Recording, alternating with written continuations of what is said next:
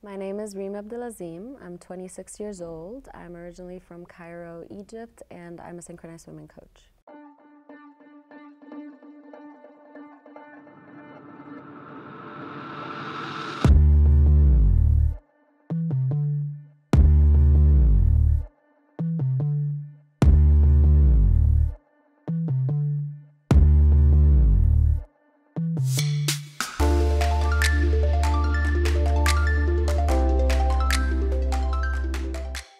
So I was just someone who was interested in the sport, and then when I walked to the pool deck, there were a couple coaches, and they were like, yeah, if you want to try out, just get in the water, we'll take a look at a couple things.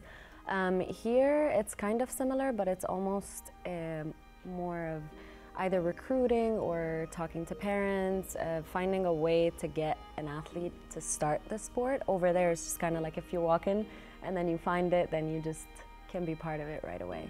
I used to go to the pool so much, so many times on my own. You know, my best friend would be there with me, a couple of girls would be there with me, but you would have to find the strength to get in the water and just do a workout and continue to train yourself, or, you know, watch your friend and your friend watches you, and then you just come up with things. And it was a lot at the time, and it wasn't easy, but after going through all of that and trying to get some private lessons outside of, you know, the time that you have in your club, after going through all these things and knowing that you can still do it on your own, I think that changed me completely as an athlete, because I started really having that athlete mindset instead of just one more person who is in a competitive sport. With my first coach, we had a lot of results as a team, duet. I had never been the top of Egypt though, until later when I didn't have a coach. But I was definitely kind of, you know, 14th place, in a placement you wouldn't even consider, and then I really jumped up with her. And I had joined the national team when I was about 14 years old. And no, before 14, I think I was 13 years old. And she was the one who told me, I don't want you to stay in the national team right now. I want to keep training you, and I want you to technically get there so that after that you can grow as much as you'd like. And, you know, after I had trained with her for a couple of years, she was no longer there. I had 2 years. Everybody's expectations were more of, you know, these girls don't have a coach, so they're not necessarily going to be up, you know, top of the country or anything. And I think that was when I started to really challenge myself, and I wanted to do something different, choreography-wise, and trying to figure out what I want to go present myself with. And that's when, surprisingly, it was my first gold medal. It was definitely the dancing aspect. I never really liked swimming. I would always try to escape the swimming part, but I was always into music and loved how music made someone felt, so I was always trying to bring things from inside instead of just, you know, doing one more thing or swimming one more routine. It was more about performing for me, and it was never really, you know, so much competition. It's just so much performance. So I craved more of that. I don't even know what's the biggest one, but I have a few different things, like as an athlete and as a coach.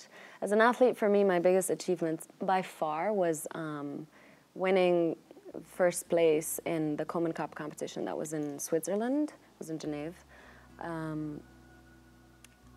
It was such a far-fetched dream. It was almost impossible. You know, no other Egyptian had ever even come close to like top 5 or top 10 or anything. I remember my first Coleman Cup, one of my teammates was so talented and so good at what she does, and she was in 33, you know, she was 33rd at the time in the Mediterranean competition, and I thought that was such an amazing thing. So, you know, one day my mom sat me down and she was like, what do you want for your birthday? And I said, I really want a cat. And she said, okay, well, if you win first place at a competition, I'll get you a cat. And I was like, I'll win first place in Egypt. And she said, no, if you win first place at a competition outside of Egypt, I'll get you a cat. And so my mind was like, I'm going to get a cat. And, you know, I subconsciously was working towards that goal. But then it opened my eye to so many things, like, look at how much I'm doing just because I have a goal. Whether that be a cat or anything else, I was focused and I knew there's something to work for. So there's a purpose every day for me. There's a purpose to get up at 5 a.m. and do what I need to do. There's a purpose to work when I don't have a coach. So, you know, when I went there and I had zero expectations and I just knew I had been giving everything, and then this first place thing happens, the way I felt, I had never felt anything like that before or after. So that was for sure my biggest achievement as an athlete. As a coach, or just someone involved in the sport of synchronized swimming, that's now called artistic swimming, by the way, is me being the first Egyptian and Middle Eastern girl who ever, left home at 16, went to college for 4 years, competed over there, as a synchronized swimmer. I had my achievements as an athlete, but then once I decided to be a coach, I wasn't necessarily conforming and doing what other coaches told me to do. I was very ready to take on a challenge to do something new and to be the first person who brings a hip-hop routine to, in the US to do, and then the first person who brings like the voices of my athletes and put them in a routine. 1 year we had with the ANA, with my beautiful ANA athletes, I had them talk, and one of the things they were saying is, we're not born to conform, we're born to resist.